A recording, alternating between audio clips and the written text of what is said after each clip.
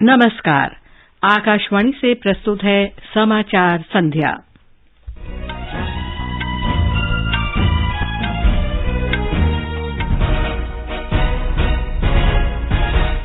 केंद्रीय गृह मंत्री अमित शाह ने चक्रवात बिपरजॉय से उत्पन्न स्थिति की समीक्षा के लिए गुजरात का दौरा किया। कहा, अग्रिम तैयारी और बेहतर समन्वय ने मानव जीवन को बचाया। चक्रवात बिपरजॉय कमजोर पड़ा। राजस्थान और गुजरात में कुछ स्थानों पर तेज वर्षा की संभावना। सिक्किम में बाढ़ के कारण फंसे 2000 से अधिक पर्यटकों को सुरक्षित निकाला गया। प्रधानमंत्री नरेंद्र मोदी कल आकाशवाणी पर मन की बात कार्यक्रम में अपने विचार साझा करेंगे। युगांडा के एक स्कूल में हुए आतंकवादी हमले में लगभग 40 लोगों की मौत, इनमें अधिकतर छात्र थे। और सात्विक साईराज रंकीरेड्डी और चिराग शेट्टी की जोड़ी ने इंडोनेशिया ओपन बैडमिंटन के पुरुष डबल्स फाइनल में प्रवेश किया।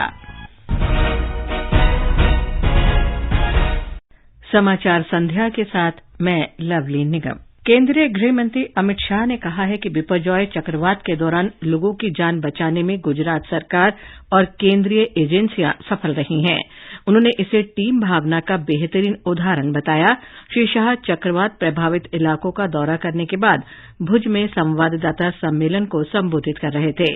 गृह मंत्री ने राहत और बचाव कार्यों में लगे राष्ट्रीय आपदा मोचन बल एनडीआरएफ के क्रमिकों से भी बातचीत की। ब्यौरा हमारे संवाददाता से। केंद्रीय गृह एवं सहकारिता मंत्री अमित शाह ने चक्रवात प्रभावित कच्छ में स्थिति की समीक्षा के लिए आज गुजरात के कच्छ जिले का दौरा किया। उनके साथ मुख्यमंत्री भूपेंद्र पटेल भी शामिल हुए। केंद्रीय मंत्री ने राज्य के मुख्यमंत्री के साथ चक्रवात प्रभावित क्षेत्रों की वर्तमान स्थिति की समीक्षा की। इसके बाद श्री शाह कच्छ जिले के सर्वाधिक प्रभावित जखाऊ में बिपरजॉय चक्रवात से किसानों को हुए नुकसान का जायजा लेने के लिए पहुंचे। मुख्यमंत्री भूपेंद्र पटेल के साथ केंद्रीय गृह मंत्री अमित शाह ने पीएचसी का भी दौरा किया। श्री शाह ने वहां आश्रय गृह का दौरा किया और स्थिति की जानकारी ली। भरत देवमणि, आकाशवाणी समाचार, अहमदाबाद। एक प्रश्न के उत्तर में गृह मंत्री ने कहा कि सहायता पैकेज की रूपरेखा तैयार कर ली गई है और गुजरात सरकार प्रभावित लोगों को मुआवजा देने के लिए घोषणा करेगी। गुजरात के तटीय क्षेत्रों से टकराने के बाद चक्रवात बिपरजॉय अब कमजोर हो गया है। इसके पूर्व और पूर्वोत्तर की दिशा में बढ़ते रहने तथा बाद के 18 घंटों में कम दबाव के क्षेत्र में तब्दील होने की संभावना है। मौसम विभाग के महानिदेशक मृत्युंजय महापात्रा ने कहा है कि गुजरात से लगते दक्षिण पश्चिम राजस्थान और धोलावीरा से 130 किलोमीटर पूर्वोत्तर में दक्षिण पूर्व पाकिस्तान में तूफान का प्रभाव स्पष्ट दिखाई दे रहा है। राजस्थान में चक्रवाती तूफान बिपरजॉय के असर से प्रदेश के कई इलाकों में लगातार तेज वर्षा हो रही है।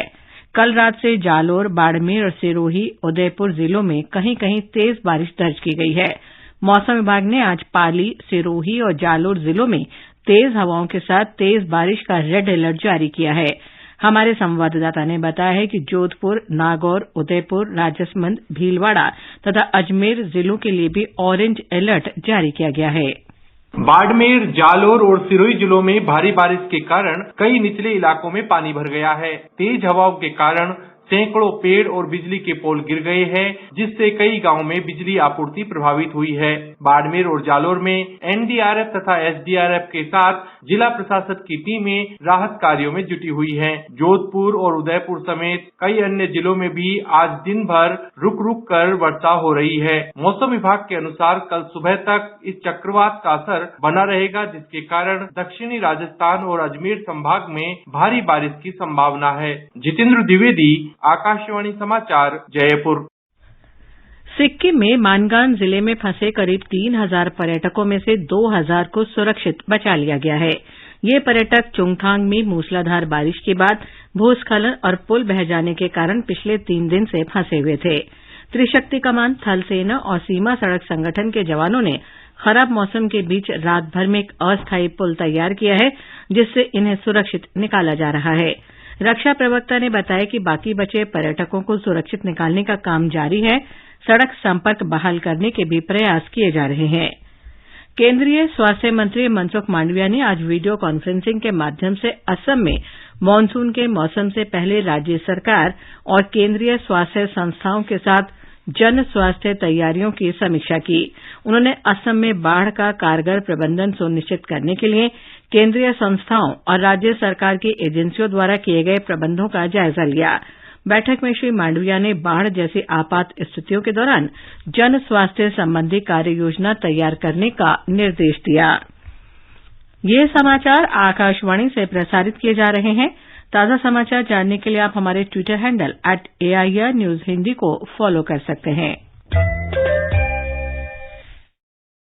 प्रधानमंत्री नरेंद्र मोदी कल सुबह 11 बजे आकाशवाणी पर मन की बात कार्यक्रम में देश और विदेश के लोगों के साथ विचार साझा करेंगे।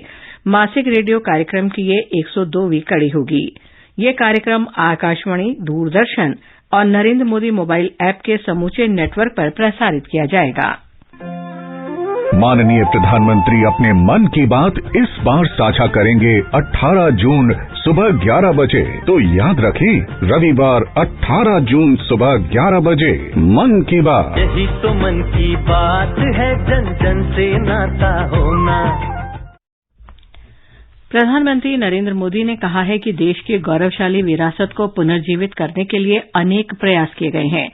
इस पहल से युवाओं तथा भारतीय संस्कृति के बीच संबंध गहरा हुआ है। श्री मोदी ने ट्वीट संदेश में कहा कि देशवासियों को भारत की समृद्ध तथा विविधतापूर्ण संस्कृति पर गर्व है। प्रधानमंत्री मंगलवार से अमरीका और मिस्र की 6 दिन की यात्रा पर जाएंगे। अमरीका यात्रा के दौरान श्री मोदी 21 जून को न्यूयॉर्क के संयुक्त राष्ट्र मुख्यालय में अंतर्राष्ट्रीय योग दिवस समारोह में शामिल होंगे। प्रधानमंत्री इसके बाद वाशिंगटन जाएंगे। वाशिंगटन में अगले दिन वे राष्ट्रपति जोसेफ बाइडेन से मिलेंगे। प्रधानमंत्री नरेंद्र मोदी की आगामी अमरीका यात्रा के दौरान अमरीकी राजनेता, प्रबुद्ध नागरिक और भारतीय प्रवासी समुदाय उनका शानदार स्वागत करने के लिए उत्सुक हैं। कांग्रेस सदस्य ग्रेगी मीक्स ने कहा है कि वे श्री मोदी को कांग्रेस की संयुक्त बैठक के दौरान सुनने के लिए उत्सुक हैं। इस बैठक में श्री मोदी भारत और अमरीकी संबंध, हिंद प्रशांत क्षेत्र में शांति, समृद्धि, लोकतांत्रिक मूल्य और स्थिरता पर अपने विचार साझा रखेंगे। अमरीका में भारत के राजदूत तरणजीत सिंह संधू ने प्रधानमंत्री की अमरीका यात्रा से दोनों देशों के बीच विभिन्न क्षेत्रों में विस्तार की संभावनाएं व्यक्त की हैं। यूएस कांग्रेस सबसे पहली इंस्टीट्यूशन थी जिसने, अगर हम अमेरिकन टर्मिनोलॉजी में बोलें, कि it invested in India. So Capitol Hill सबसे पहली इंस्टीट्यूशन थी जिन्होंने यूएस इंडिया का रिलेशनशिप का, पार्टनरशिप का पोटेंशियल देखा। इसलिए ये डेफिनेटली एक स्पेशल जगह है और हमारे प्रधानमंत्री जी यहाँ ही इनफैक्ट इसी एंट्रेंस से 2016 में जॉइंट सेशन एड्रेस किया था। कांग्रेस सांसद ग्रेग लेंसमैन ने कहा कि वो अगले सप्ताह श्री मोदी के वाशिंगटन आगमन की प्रतीक्षा कर रहे हैं। उन्होंने कहा कि अमरीका दुनिया भर में लोकतंत्र मजबूत करने के प्रयासों में भारत महत्वपूर्ण भागीदार है।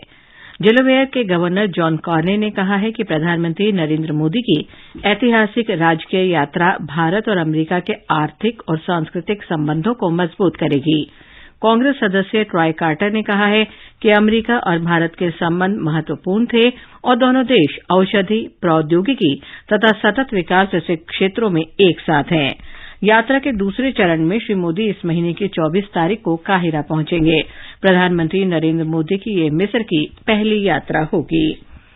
ये समाचार हमारी वेबसाइट newsonair.com/hindi और हमारे mobile app news on AIR पर भी उपलब्ध हैं। राष्ट्रपति द्रौपदी मुर्मू ने वायुसेना कर्मियों से रक्षा तैयारियों में व्यापक दृष्टिकोण अपनाने को कहा है। उन्होंने वायुसेना से अपने आदर्श वाक्य से प्रेरणा लेते हुए राष्ट्र की अपेक्षाओं के अनुरूप प्रदर्शन करने को कहा।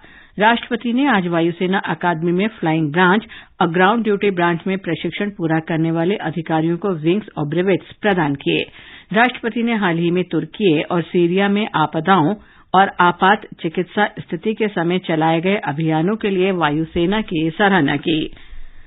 वित्त मंत्री निर्मला सीतारामन ने अधिकारियों से वस्तु और सेवा कर व्यवस्था में फर्जी कंपनियों की समस्या पर काबू पाने के लिए प्रौद्योगिकी की मदद लेने और कर पंजीकरण प्रक्रिया को मजबूत बनाने के लिए कहा है। उन्होंने फर्जी कंपनियों को इस व्यवस्था से बाहर निकालने के लिए राष्ट्रव्यापी अभियान चलाने को कहा है।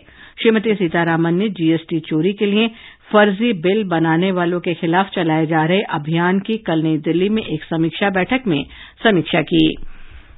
रक्षा मंत्री राजनाथ सिंह ने कहा है कि आत्मनिर्भरता विकल्प नहीं बल्कि आवश्यकता है, क्योंकि आज के तेजी से बदलते विश्व में युद्ध कौशल के नए आयामों के साथ साथ भारत अपनी सीमाओं पर दोहरे खतरे का सामना कर रहा है। श्री सिंह ने आज लखनऊ में आत्मनिर्भर भारत संबंधी रक्षा संवाद कार्यक्रम में ये बात कही। रक्षा मंत्री ने मजबूत और आत्मनिर्भर सेना को एक संप्रभु राष्ट्र की रीढ़ बताते हुए कहा कि सीमाओं की रक्षा करने के साथ साथ सेना देश की सभ्यता और संस्कृति की भी रक्षा करती है। उत्तर प्रदेश रक्षा औद्योगिक गलियारे के बारे में रक्षा मंत्री ने कहा कि कार्य मिशन मोड पर चल रहा है और लगभग 1,700 हेक्टेयर भूमि में से 95% का अधिग्रहण किया जा चुका है। इनमें से 36 उद्योगों और संस्थाओं को लगभग 600 हेक्टेयर भूमि आवंटित की जा चुकी है। 16,000 करोड़ रुपए से आधुनिक अनुमानित निवेश मूल्य के 109 समझौता ज्ञापनों पर हस्ताक्षर किए जा चुके हैं। उपराष्ट्रपति जगदीप धनखड़ ने नागरिकों से जल संरक्षण को अपने दैनिक जीवन का अभिन्न अंग बनाने की अपील की है। वे आज नई दिल्ली में चौथे राष्ट्रीय जल पुरस्कार प्रदान करने के अवसर पर बोल रहे थे। श्री धनखड़ ने 3 R रिड्यूस, रीयूज और रिसाइकिल के प्रति वचनबद्धता के माध्यम से तालाबों जैसे जल संचयन के पारंपरिक ढांचों को नया रूप देने का आह्वान किया। जन आंदोलन का ये विषय जल आंदोलन को गति देगा। इस बदलाव में हर किसी की भागीदारी हो सकती है, पंचायत स्तर पर, पंचायत समिति स्तर पर, जिला परिषद स्तर पर, विधानसभा स्तर पर और संसद के स्तर पर, कि हम इसको प्राथमिकता देंगे। हमारे public representatives must lead by example. सभापति की हैसियत से हर संसद सदस्य को आह्वान किया कि वो साल में कम से कम 100 पेड़ लगाएं। केंद्रीय विज्ञान और प्रौद्योगिकी मंत्री डॉक्टर जितेंद्र सिंह ने आज जम्मू मंडल के कठुआ जिले के दूरस्थ मांडली ब्लॉक में एक निःशुल्क टेलीमेडिसिन सेवा और डॉक्टर ऑन व्हील्स एम्बुलेंस सेवा का शुभारंभ किया।